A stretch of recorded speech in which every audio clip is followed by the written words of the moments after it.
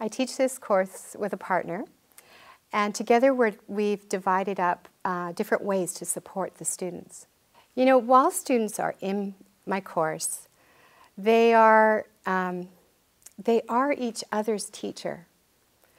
They can talk to each other and someone will say, oh, what you just said right now is exactly what we were reading about in chapter 2. It's a form of, and in my class it would be, since I'm teaching gender, they would be catching each other on maybe gender biases or gender, places where they're a bit gender blind. Oh, you know what, a woman could do that as well as a man, or, you know. So because we have so much interaction between the students, they model for each other. They model the bad as well as the good, and they can really teach each other. But when they leave the course, they're not going to have the benefit of each other to help keeping the course learning going. So I've introduced the journal as a way that one can monitor one's own conscious and unconscious process when it comes to the psychology of gender. I had another problem with coaching students to deepen their journal writing and their scientific thinking about what was happening inside of them. And that problem was just the difference between describing what was going on and analyzing what was going on. And in order for me to coach a student to move from description to analysis, I needed to use their example. And I needed to spin alternatives for them. Well, for example, you described this issue or this incident. Now, what would it have been like if you'd looked at it this way or that way? And just the sheer effort of me composing typed feedback. Sometimes I would hand back 2 or 3 typed pages, coaching students over the bridge from description to analysis. When I used the voice tool, though, that completely changed, because I was able to say, you know, this sentence right here where you mentioned this incident, it made me think of 3 more ways you could have looked at it, deepened it, and you were on the right track. You just needed to focus a little different. And verbally, I was able to offer, in a really supportive manner, I was able to offer and model different analyses that were possible and show them that I didn't necessarily know what take they would have had.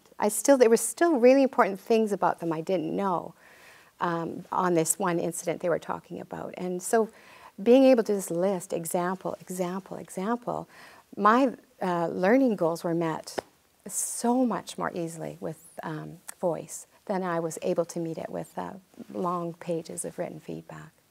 I started to think about the magic of voice, adding voice to teaching, and I realized students were feeling far more knitted in together when I assigned them to groups.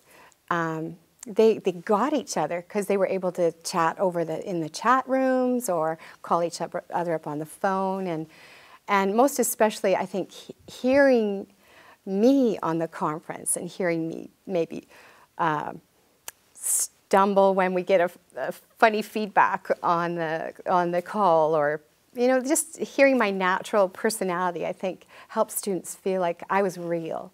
I didn't have everything polished, and I wasn't like cold and distant, but I was able to bring my warmth into the teaching, and that was only because of the ability to share my voice. There's another benefit to using voice that I discovered, and I was really happy to incorporate voice because students who have English as a second language sometimes feel that their written word has to be so polished and they go over it so many times. There can be an anxiety that can actually get in the way of a free and open-minded exploration of what's going on inside one's own head. In other words, students need to be relaxed when they're writing this kind of journal analysis. But if you're worried about just producing fine English, then that extra anxiety often fights the amount of relax, think deeply, come at this problem from a new perspective. When I was writing in typed language back to the students, in a way I was kind of reinforcing the typed English anxiety. And also a lot of students do get other people to proofread and tighten up their work. In my course for this journal exercise, I don't need tightened up work. What I need is deeper, more perceptive analysis.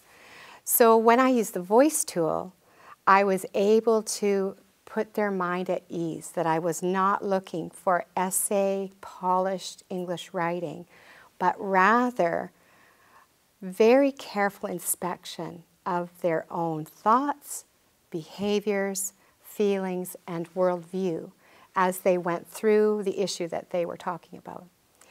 And I've had far more success in in connecting with students who are coming to my course with English as their second language, now that I'm using the voice tool. I do try and speak slowly so that the spoken English word doesn't confuse them. But so I'm often getting them either giving me a voice message back or writing some kind of sentiment about how relieved they are and they're excited to get the feedback. So it's the relief word that makes me think that voice can help relax a student sometimes. And so for some students, it's really important.